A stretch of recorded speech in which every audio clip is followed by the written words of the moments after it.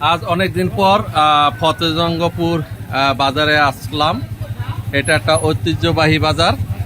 এই বাজারটা ঈশা খাঁর আমলের একটা জমজমাট বাজার।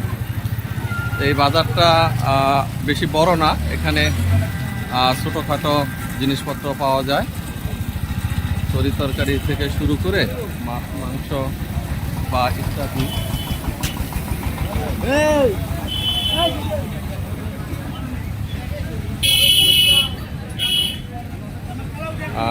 ছোট ছোট তরি তরকারি পাওয়া যায়।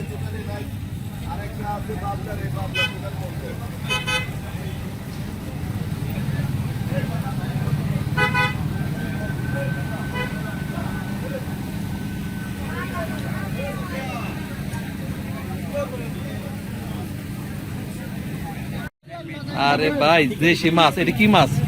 টাকি মাছ না? কই মাছ। আরে সেই রকম দেশি কই মাছ, বড় বড় শিং মাছ, এই দেশি শিং মাছ। আর এটা হলো এটাও শিং মাছ না? আর এটার মধ্যে কি মাছ? শোল মাছ।